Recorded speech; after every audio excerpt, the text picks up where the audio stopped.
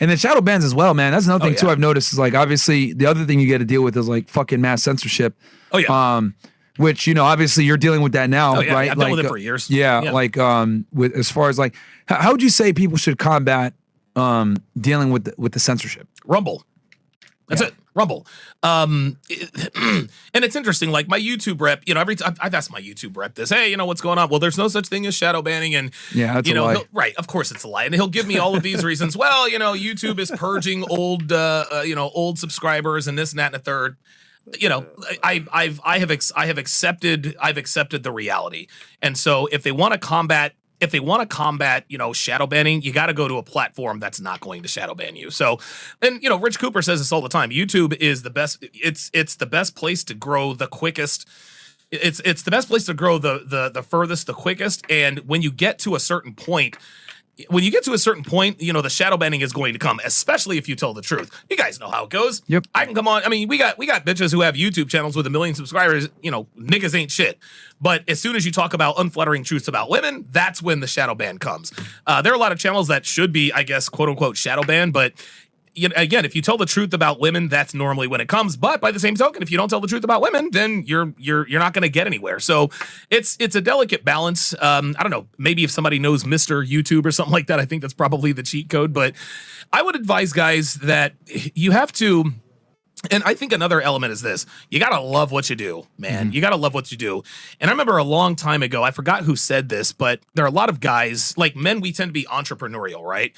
And I had a guy in my group say, hey, Donovan, you know what? I'm thinking about starting a business. Where should I start? I said, that's the mistake right there. You don't sit down, okay, I want to be an entrepreneur. What business should I start? No, if you are passionate about food, if you love to cook, if you love to make people happy, you know, the natural path is to open a restaurant.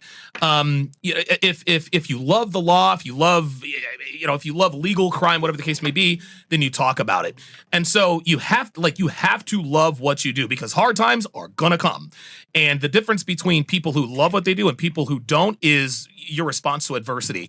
I lose subscribers every day, but I mean, I genuinely love what I do. I actually had a consultation client on Sunday. I was on with him for about an hour. And right at the end, the guy literally cried. He literally cried. Says, Donovan, like, look, man, you changed my life. You know, he said he was recently divorced. And he went through it with his ex-wife, and he said, man, I thought I was worthless. And this guy's a multimillionaire. He says, when I got divorced from my wife, I thought it was over, and, you know, I thought I was worthless, but, you know, you put me on that path. That's why I do what I do, is for comments like that. So if you want to get into the dating and relationship sphere, the manosphere, so to speak, you have to love it, because if you don't, you'll get sussed out very quickly. Yeah, and I do think that content, I mean, we kind of knew this was coming, that they would start shadow banning, suppressing content like that, you know, because we've definitely dealt with the shadow banning and the restriction. We used to be all over the place, and now, like, they're definitely not recommending us as much. No, of course not. For obvious reasons. So I do think that they're clamping down on the pro-masculine content, et cetera, on YouTube especially. Yeah.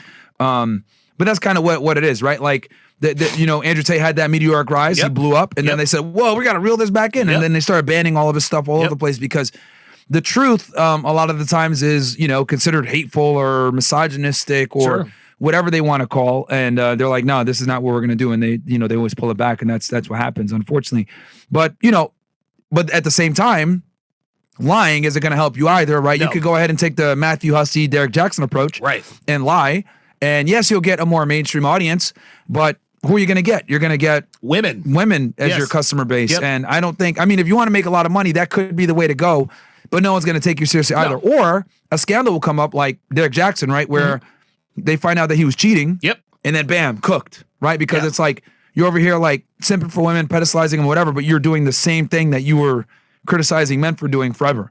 And that like really hurt him. So, being authentic is the way. Right. And I think the formula to blow up on YouTube is you have to lie to women. I mean, women buy when you lie, right? Like we all know women don't want the truth. They say they want the truth. They don't really want the truth. And so, I mean, listen, and you have to make a choice. At some point, you have to make a choice. And it's funny. I see a lot of creators who have tried to be like the next Derek Jackson, and you can see in their face that they don't really believe what they're saying. Right. But what they're doing is they're making a business decision. They're saying to themselves, okay, this is like, it's going to be, and I'll be honest with you, it is much more profitable to lie to women than it is to tell the truth to men. That's why I say you got to be passionate about this, because if you're not, you're going to get sussed out very quickly. Donovan, you can tell better than most people. Tell them what it really means to be a creator. The hate and the love. Let's start with the hate. The hate is inevitable. Oh my God. Yeah. I mean, it's impossible to be a good content creator and not coexist with hate. You gotta have thick fucking skin. You gotta have thick skin. And when we all start, we have thin skin. But at some point, you know, you kind of go through the fire. I am nothing if not battle tested. The same thing as you guys. I mean, you guys have had scandal after scandal with the Jen Chen. You make me pregnant. Blah blah blah blah blah.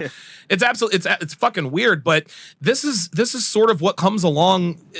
This is what comes along in content creation, and you've got to make a choice. You can't dip your toe in the water. If you really want to blow up, if you really want to get big, you really have to go all in. Because if you don't go all in, you're not going to be successful. That's the way I put it. You know when it was bad? When I saw Steve will do it and Mr. Beast get hit. Oh, yeah. I was like, hold on. These creators are selfless. They give back to everybody. They show a lot of love. And it's like, they're getting hate from people online? What is this? So nobody's safe as a creator. Right. So that's a good point. I think it's part of the game though, you know? And you know, I think getting hate, I think it's kind of a rite of passage, you know? And it's funny, the only hate I have ever gotten is online. I get recognized everywhere I go. And I have never had a negative interaction. Dude, I get recognized by taxi drivers, people at the airport, on the way here. Like, I was at the airport, freaking Uber drivers, like, Donovan, Sharpe, blah, blah, blah, blah, blah. I've never had someone come up to me like, you suck, blah, blah, blah, blah, blah. Because number one, but I think what you have to understand about haters is that haters are your biggest fans. You know what I mean? Like you guys know Abba and Leach or whatever the fuck those guys' names are. Those guys love you, man. They're like, it's almost like they treat you like a jilted ex-girlfriend. All they do is talk shit about you, you know. And then there's Abba with his, you know, with those ridiculous facial expressions. It's like they're trying to get your attention. And haters thrive because they get your attention, but they really are your biggest fans. And so you almost have to learn. For them to make 70 videos, that means they have to watch a lot of our shit. Oh, dude, they'll go ahead and no one knows more about you guys than they do. I'm shocked at like some of the shit that they clip. I'm like, wow, you had to have watched the full stream to find that. Exactly. Yeah, that's in like you niggas are watching our shit to be able to find that. Yeah. like, yeah. No, and they're so you know it's our fans. Shut the fuck up. No, it's not your fans. It's your research department. Yeah, like it is what it is. Your research guys and you as well, because you have to watch it clearly to fucking make the commentary. So it's like, it's funny because they clearly watch our shit. They watch all of our videos. They're tapped in for sure. Listen, I think you need haters because, again, haters are your biggest fans, and they'll come in and they'll hate, but guess what? They're watching, they're commenting, and they're giving you engagement. YouTube doesn't care what kind of comments there are. They don't care if you hit the like or the dislike. They care about engagement. So so again, if you don't have, you actually should if you've been at this for a while and you don't have many haters, you're probably doing something wrong. But as soon as you have people that disagree with you, people making videos, you know, talking shit about you, that's when you know you're on the right path. But Donovan, it's been a year and I'm getting too much hate. Should I quit? How long you been in the game again, Donovan? Oh my God, 11 years. Yeah. 11 years. Yeah. And you never quit, right? No, I'm never gonna quit, man. And the thing is like if somebody asks me that question, you know, Donovan, I have a lot of haters. Should I quit? Well, you've already answered the question. If you are questioning whether or not you should quit, you're in the wrong business. This is all there is to it. I'm all for staying in the game, keeping that longevity going, be consistent. Now, let's bring in hate channels attacking you while you're on the way up. Because let's say someone wants to be an RP creator, right? We handle it very well because we're used to this type of hate. But let's say someone's watching from the inside out and wants to get into this. What are they looking forward to? You need to look forward to the haters, because when people put out hit pieces about you, what do? They come to your channel and they comment. Doesn't matter what it doesn't matter what they are commenting. The point is that you're getting engagement. I would advise guys, it's almost, I don't want to say look for the haters or look for those hit pieces, but I'm telling you, when you get hit pieces done on you, you have made it. You are like you are worthy of someone taking the time to shoot, cut, and edit a video about you. And people, like, we just had this FS1 fallout with, you know, Joy Taylor and Skip Bayless and all that good stuff, right? And Joy Taylor's show Speak is now one of the highest rated on FS1. Now, it's not going to be that for long, but I mean, and listen, Joy Taylor should not be on TV, but it is what it is, right? So I would tell guys, like, you really need to embrace the hate, because I'll tell you this, when a lot of people blow up when people start hating on you, right? they'll talk shit about you and blah blah blah blah blah, and you'll notice that you're steadily gaining subscribers. Embrace the hate. Listen, haters are your unpaid marketing team. And you know what? It's funny. I was actually thinking about this the other day.